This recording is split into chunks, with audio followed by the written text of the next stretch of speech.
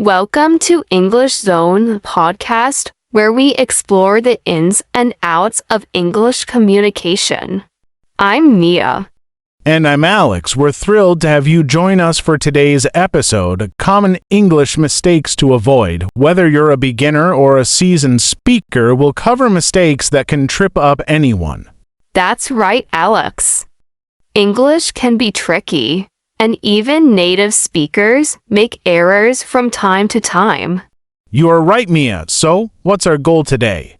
Our goal today is to help you become more aware of these common pitfalls so you can sound more confident and polished in your communication. That's an interesting topic. Let's start with one of the most frequent mistakes, confusing your and your. This is a classic. Your is possessive, meaning something belongs to you, like your book or your ideas. On the other hand, your is a contraction of you are. Exactly. When someone writes, "You're going to love this podcast," it should be "You're going to love this podcast." This mistake can change the meaning completely and may confuse your reader. Exactly. When someone writes, "You're going to love this podcast," it should be "You're going to love this podcast." This mistake can change the meaning completely and may confuse your reader. It's a small mistake, but it can have a big impact. Now, let's move on to another common mix-up, there, and there. Yes. There refers to a place, there is possessive, and there is a contraction for they are. Right, so when you say, "They're going over there to get their things," you are using all three correctly. It's about clarity, and using the wrong word can lead to misunderstandings. Let's talk about the misuse of less and fewer. This is another area where many people struggle. Absolutely. Fewer is used for countable items like fewer apples or fewer mistakes. Less is used for uncountable items such as less water or less time. So you would say, "I have fewer friends than I did last year, but I drink less coffee now." Understanding the difference can really enhance your writing. So you would say, "I have fewer friends than I did last year, but I drink less coffee now." Understanding the difference can really enhance your writing. Next, we have the common confusion between good and well. Yes, good is an adjective, while well is an adverb. So you'd say, "I feel good, but I play the piano well." That's right. Using good as an adverb is a mistake that many people make, but it's easy to correct once you know the difference. Another frequent error is saying "I could care less" when the intention is to express indifference. Exactly. The correct phrase is "I couldn't care less." If you could care less, it means you still have some care left, which is the opposite of what you want to convey. That's a great point. It's a funny contradiction that many people don't realize. Now, let's discuss the mix-up between affect and effect. Yes. Affect is usually a verb meaning to influence something, while effect is a noun referring to the result of a change. So you might say, "The weather can affect your mood, and the effect of the weather is noticeable." Understanding this difference can help you express yourself more clearly. Another common mistake is using who and whom. This one can be tricky. Who is used as a subject, while whom is used as an object. Right. So you'd say, "Who is coming to the party? But whom should I invite?" It's all about the role the word plays in the sentence. Mia, let's touch on the misuse of since and for. Yes, since is used to refer to a specific point in time, while for refers to a duration of time. So you would say, "I've lived here since 2019, and I've lived here for 3 years. Getting these right can help you sound more fluent.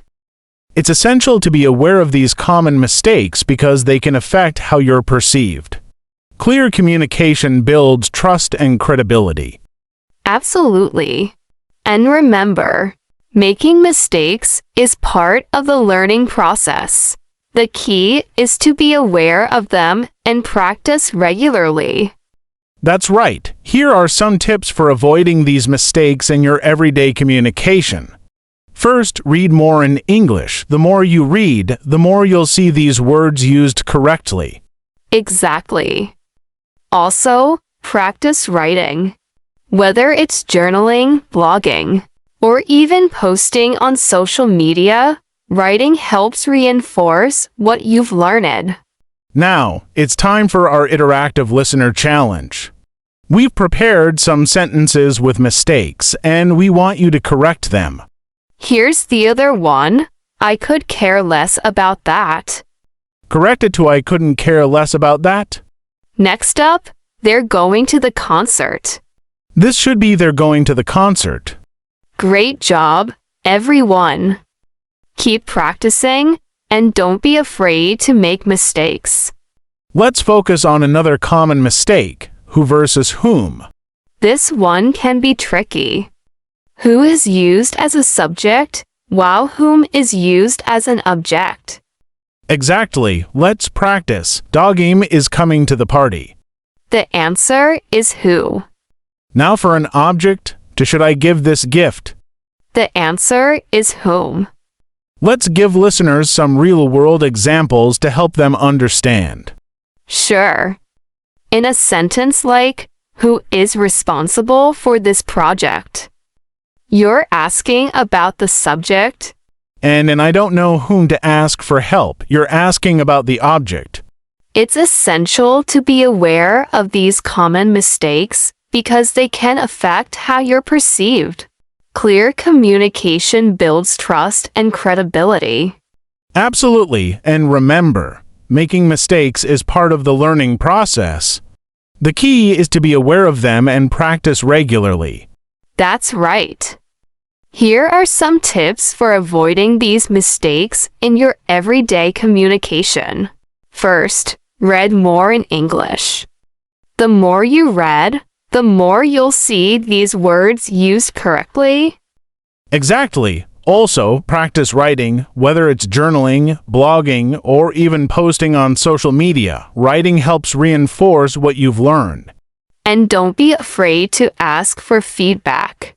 If you're unsure about something, ask a friend or a language partner to help you out. Great advice, and remember, everyone makes mistakes. What's important is to learn from them and keep moving forward. Before we wrap up, let's remind our listeners that they can also join English-speaking communities. Engaging with others is a fantastic way to practice and improve. Right. Whether it's a local club or an online forum, being part of a community can provide support and motivation. Thank you for joining us today in this episode of Language Lounge. We hope you found these tips helpful and that you feel more confident in your English skills. Remember, every great speaker started as a beginner. Keep practicing, stay motivated, and soon you will reach your goals. Until next time, keep speaking, keep learning, and embrace the journey.